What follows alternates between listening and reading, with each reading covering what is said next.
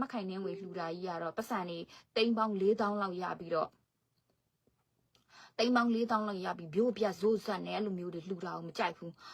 ကျမပြောချင်တာလေအခုချိန်ကအားလုံးကဖြစ်နေတာဖြစ်တဲ့အတွက်အားလုံးကိုမျက်မျက်တတလှူစီခြင်းတယ်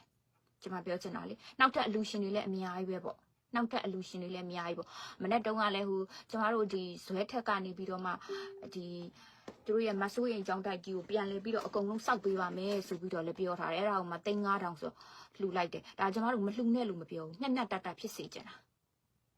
မျက်မျက်တတဖြစ်စေချင်တာကျမပြောချင်တာလေမျက်မျက်တတဖြစ်သူတို့ကတော့အားလုံးကတော့ဒီလိုလုပ်ဖို့အတွက်ပေးနေမှာပဲကျမကတော့ကျမတို့လှူလိုက်တယ်အခုကျမလှူတာ17သိန်းရှိတယ်ပေါ့နော်17သိန်းကျမရဲ့လောက်အားနဲ့17သိန်းလှူတာပေါ့ကဲ17သိန်းကျမရှိနေဆိုကျမဇက်ဆိုပြီးတော့ခိုင်နှင်းဝေကို17သိန်းပြစ်ပြီးတော့လှူလိုက်လို့ရတယ်certificate လေးတခုရလာမယ်ခိုင်နှင်းဝေရဲ့ certificate ကျမအဲ့လိုပြီးရောမလှူချင်ပါဘူး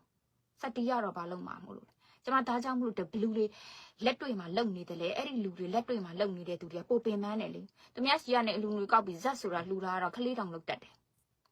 ကျမတို့ကအလူငွေလုတ်တဲ့အခါမှာသူများရဲ့အလူငွေကိုတိတိကျကျလှူဖို့အတွက်ကိုဥနောက်သုံးရတယ်ဘယ်နေရာကိုထိရောက်လှူနိုင်မလဲဆိုတာဒါပေမဲ့လေကျမပုတ်ပွက်လင်းနေပြမှာအခုအလူငွေတွေအလှူတဲ့ပစ္စည်းတွေလုနေတဲ့ထက်မှာလေတကယ်ပြောတာတထေးတွေတော့မပါပါဘူးကျမဆိုလဲလုပြီးတော့ယူမဲ့တဲ့မှာကျမသာပြိပြီးတော့ကျမသာပြိပြီးတော့အဲ့လိုမျိုးတွေကျမအမျိုးတွေပြိနေတယ်ဆိုတော့ကျမလည်းလုပြီးတော့ယူမဲ့တဲ့မှာမပါဘူးကျမလည်းရှက်တတ်တယ်